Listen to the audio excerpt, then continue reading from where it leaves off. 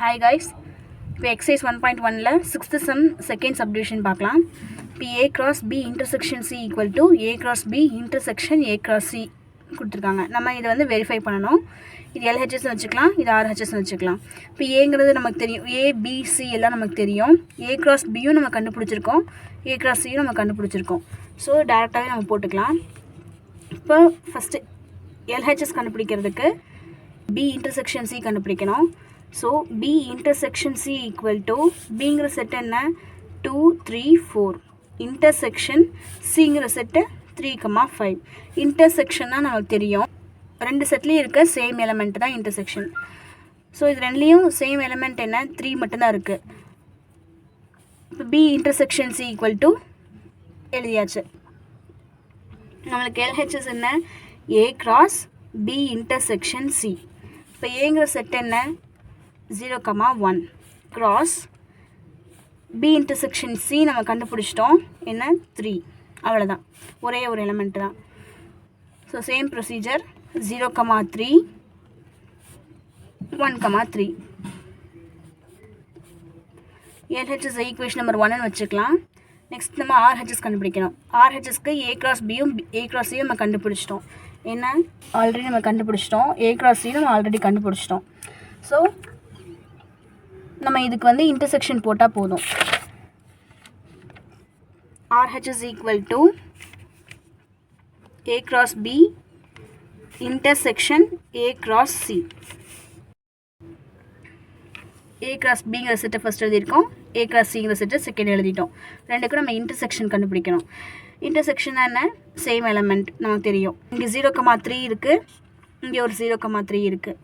Next 0,4 இல்லை, 1,2 இல்லை, 1,3 இங்கே ஒன்று இருக்குது, இங்கே ஒன்று இருக்குது, அவ்வளோதான்.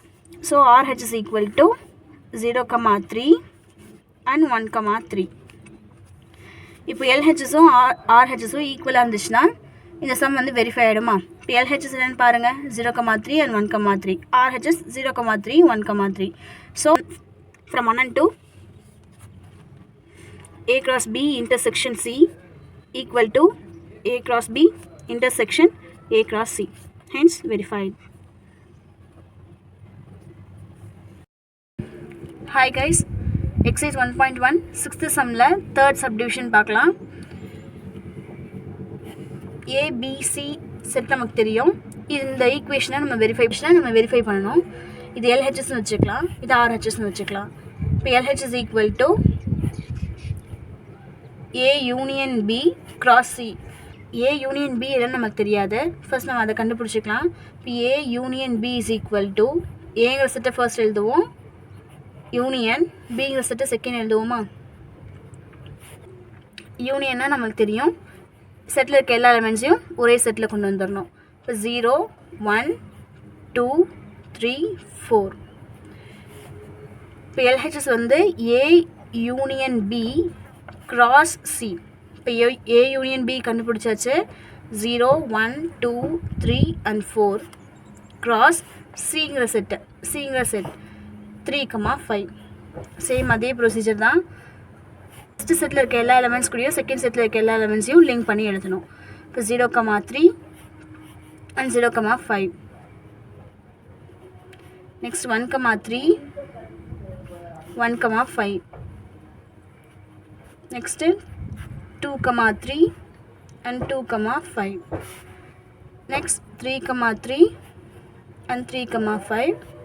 Last element 4,3 and 4,5.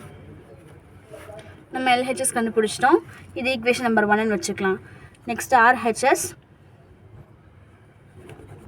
கண்டுபிடிக்கிறதுக்கு நம்மளுக்கு ஃபர்ஸ்ட்டு a cross c என்னன்னு தெரியணும், b cross c என்னன்னு தெரியணும். ஃபர்ஸ்ட் நம்ம அதை கண்டுபிடிச்சிக்கலாம். இப்போ a cross c ஏங்கிற செட் என்ன 0,1 cross cங்கிற செட் வந்து 3,5. Same procedure 0,3 0,5 1,3 and 1,5. Next b cross c வேணும். இப்போ பிங்கிற செட் என்ன 2 3 and 4 cross cங்கிற செட்டு 3,5. சேம் ப்ரொசீஜர் தான், லிங்க் பண்ணி எழுதிக்கலாம். இப்போ 2, 3 and 2, 5. Next 3, 3 and 3, 5. Next 4, 3 and 4, 5.